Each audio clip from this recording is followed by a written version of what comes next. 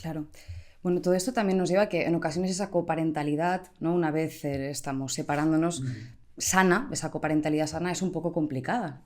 Se puede tornar a veces un poco difícil, incluso hasta el punto en el que puede ocurrir este fenómeno conocido como alienación parental, donde uno de los progenitores, uno de los papás, ¿no? manipula psicológicamente, ¿no? al menor en este caso, para ponerlo en contra del otro progenitor, del otro papá o mamá, sin una razón legítima o justificada, ¿no? Esto tiene un impacto tremendo en los niños y me gustaría que nos pudieras comentar un poquito cuáles son esas señales que nos permiten identificar que un menor está siendo manipulado y cuál es el impacto que puede tener evidentemente en el otro progenitor.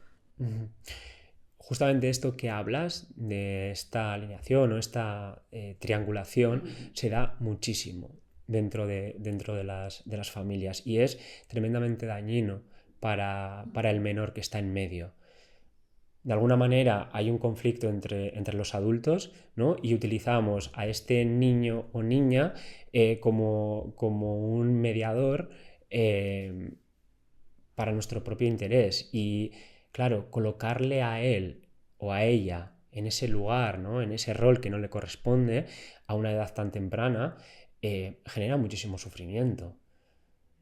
Entonces, ¿qué podemos, o cómo podemos detectar justamente que un menor ¿no? está ahí?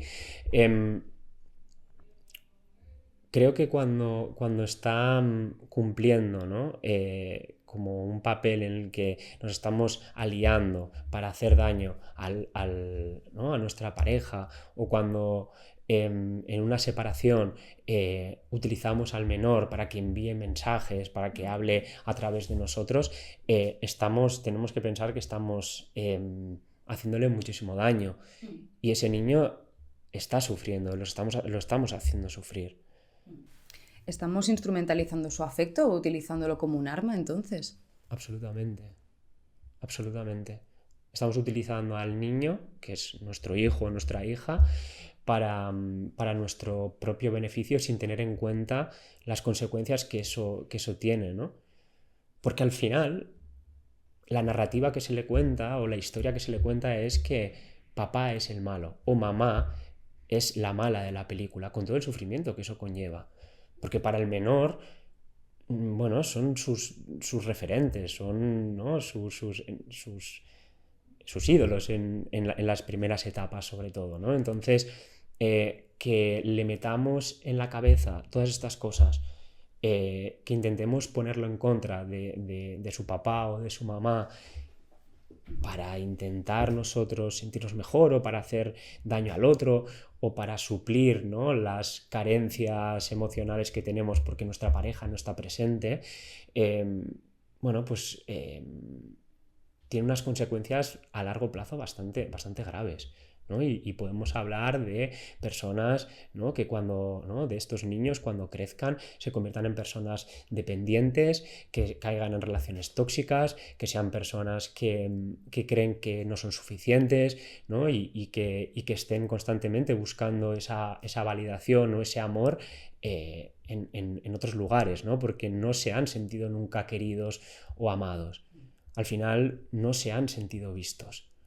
Entonces pensemos en lo peligroso que es cuando colocamos al niño o la niña en ese lugar.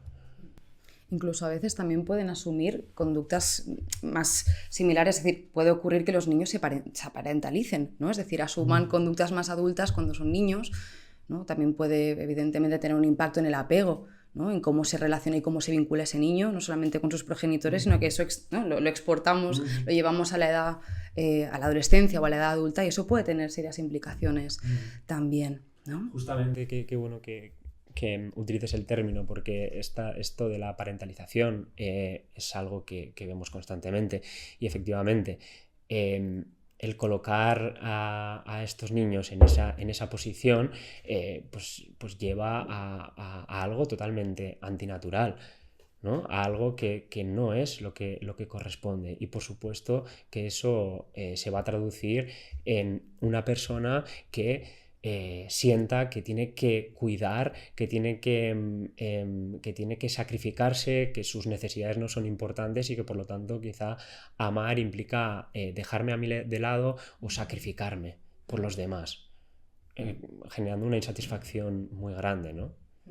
Sin hablar de las patologías que se pueden desarrollar como consecuencia de esto.